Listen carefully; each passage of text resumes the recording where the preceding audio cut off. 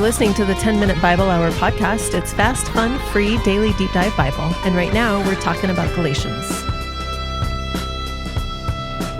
My family and I have all of these cutting boards that we hang on the wall of our kitchen, and they're all the places that we have lived together as a family, because we've moved around a little bit and for school and work and things like that. And it's just fun to acknowledge that all of these places have a piece of our heart. They're places where we spent a good chunk of our time together. But there's one place that we have not technically lived that we also have a wooden cutting board of, and that is the state of Alabama. Now, we've been in Alabama a lot because we have great friends there, but Alabama, we felt like it deserved a place on the wall because it's sort of a home away from home. We like the culture there, and we even have a church there that we love, a great church that we go to whenever we're there in Northern Alabama. So Northern Alabama is kind of our adopted home away from home as a family. Maybe you have one of those as well. Well, I can tell you who definitely had one of those, and that is the Apostle Paul. Now, maybe he had a few because dude's from Tarsus, and somebody asked a really good question the other day, by the way, about Tarsus. They were asking whether Tarsus was in Galatia, and I think no. I think Tarsus is in Cilicia. I think it's a little bit further east, like toward the extreme northeast corner of the Mediterranean Sea. Galatia is more center-cut Turkey. But yeah, Tarsus is kind of around Galatia. Maybe there's some cultural similarities, but Paul's home was Tarsus. And then his school home was Jerusalem. I suppose he worked out of there for a while. But then when he had his transitional moment and everything after that on the road to Damascus, after that, it seems like he maybe has a home away from home in Antioch, or maybe that just counts as a home. I mean, he kind of lived in Antioch. He had great affection, clearly, for the people in Ephesus. But there's one other place that I think was a home away from home for him, and I think it was Galatia. I think it was all those towns around the middle of the province of Galatia. I think that always stuck with him. I think it always had a special place in his heart. Because as you read through the rest of the book of Acts, one of the things that you discover is that those are the places that he went on every single one of his trips. Now, on the first missionary journey, the Prove It deal we've been talking about around here, he hung out there for a long time. In fact, pretty much the whole journey was there. He started on Cyprus. He met the governor there, Sergius Paulus. There's some smart people who think that maybe those guys really hit it off, and Paul was even in some ways treated as like an adoptive member of Sergius Paulus's household. That household was headquartered in Pisidian Antioch on the mainland. Maybe that's why Paul kept making trips there. Maybe that's why Paul even started going by Paul more regularly than Saul. Maybe all of that's just a bunch of hokum. But what I can say is this: Paul hung out there an awful lot in the old stomping grounds of Sergius Paulus and his family. He hung out right there around the pinch point in the middle of the hourglass, on the southern half of the hourglass of the province of Galatia. Lystra, Derbe, Iconium, Pisidian Antioch. Every trip he goes through these places. Now, on the second missionary journey, which is no longer a Prove It deal, now he's playing on the negotiated contract and he's off with the full blessing of the organization. Here, we don't get a lot of details about those particular stops, but the first stops on the journey are to go back to these places where there would be fledgling churches that Paul had just started up. And again, on the beginning of this second journey, Paul picks up Timothy early on in the journey at Lystra. And apparently Timothy's been under all kinds of pressure from some of these Jewish Christian-ish type folks who are like, you got to circumcise that guy or else he's not really a Christian because he's a Gentile or half-Gentile. Something's got to be done about that. So this issue, it might seem so trite and distant to you and me, but this was a real-life, on-the-ground issue for people all around the ancient world as they became exposed to Christianity. But particularly, it seems like this was just always a hot-button issue in Galatia in particular, in Lystra, Derbe, Iconium, and Pisidian Antioch. Well, once again, we don't get a lot of details on that second missionary journey about the stuff that happens in Galatia. The story quickly moves into mainland Greece and then even all the way down to Athens and Corinth, like old school Persian wars. Hold the line, boys. We're going to fight off Xerxes and the Persians kind of Greece. And there's some amazing stuff that happens on this journey in Philippi and Thessalonica, stories that you've definitely heard before that I totally want to dive all the way into, but I'm not going to. There's an amazing account of Paul going to Athens in here as well. I've been to the place where this scene happens. I've put feet on the rocks where this story happened, where Paul stood.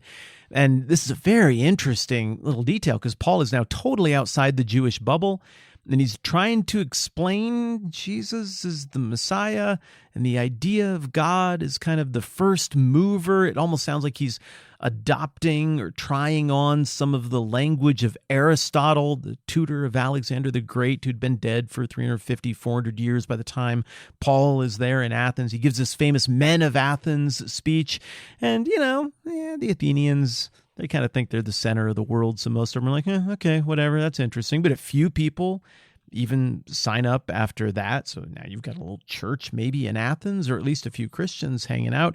He goes on to Corinth. Corinth is a fascinating town, a pretty debauched town, but things that are successful happen there as well. Then he comes back. He goes out again on his third missionary journey. Now we're into Acts, the end of 18 and 19 and forward. And this trip sees him again start off going to Derbe, Lystra, Iconium, Antioch, and Pisidia.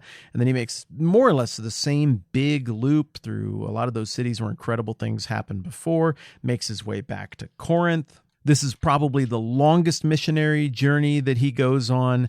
And then he goes back to Jerusalem as we get toward the end of Acts. And he's like, all right, we got to go settle up with my old classmates. And even though people right at the end of that third journey are begging Paul not to go, don't do it, man. They're going to kill you. I'm telling you, they're not going to listen to you. They're going to kill you. They're begging him. Paul is still like, nah, I got to go. So in the same way that the dividing line of the narrative in the Gospel of Luke is when Luke says, and then Jesus set his face resolutely toward Jerusalem, and the rest of the story follows Jesus going there, even though he knows what's coming for him when he gets to Jerusalem.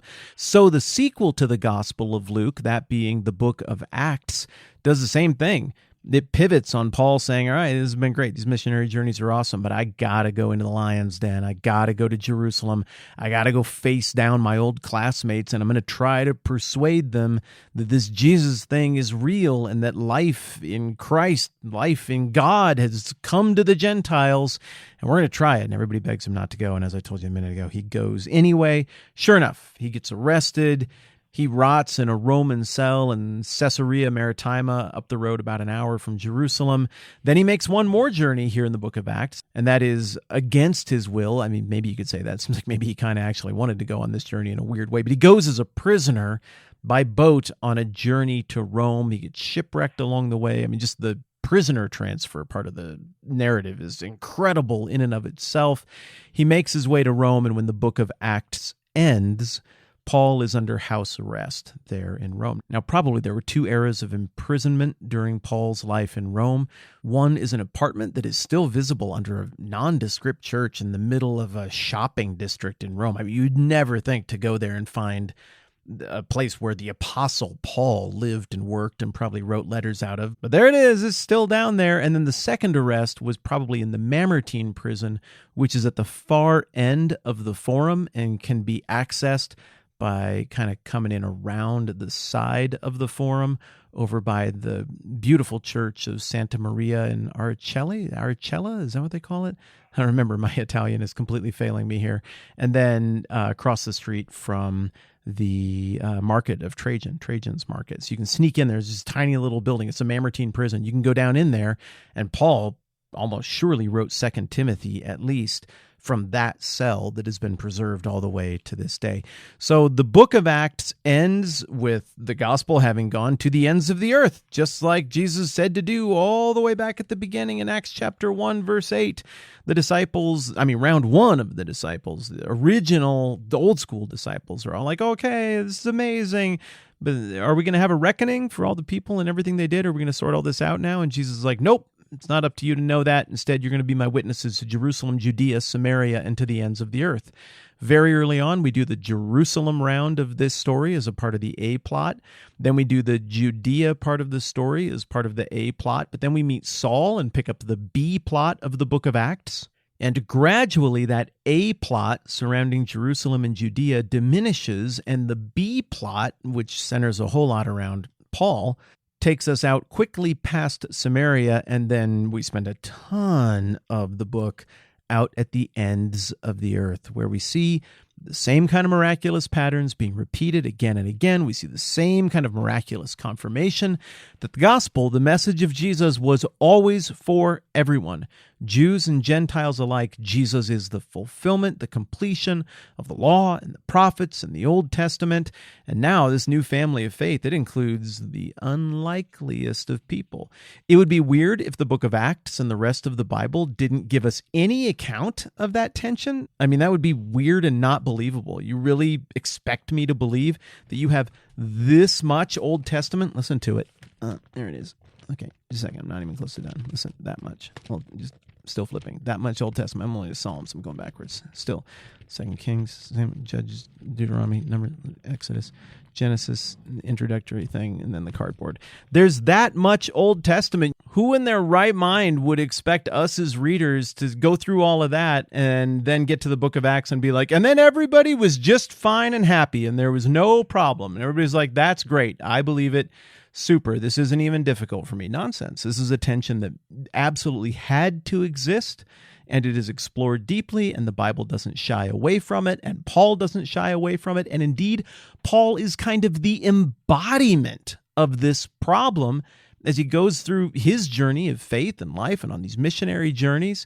He was the hardcore fundamentalist who was committed to all of the Old Testament stuff and committed to God, but wrongheadedly. And he is the guy who is then softened by the truth of it and comes around to see what it is. And he goes from being the chief advocate against this stuff to the chief advocate for it.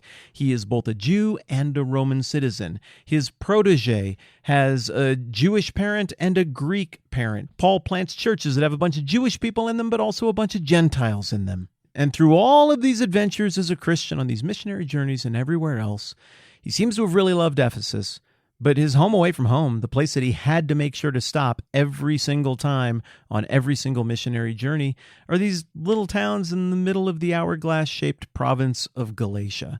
And I think whether we pinch zoom in on this little part of Galatia or that little part of Galatia and say, okay, I think that's probably specifically who he was talking to in the book of Galatians, either way, that tremendous affection for these oft-visited churches that he founded very early on in his career, I think that affection never waned, and I think we're going to see that come through in the book of Galatians, which we're going to start on tomorrow.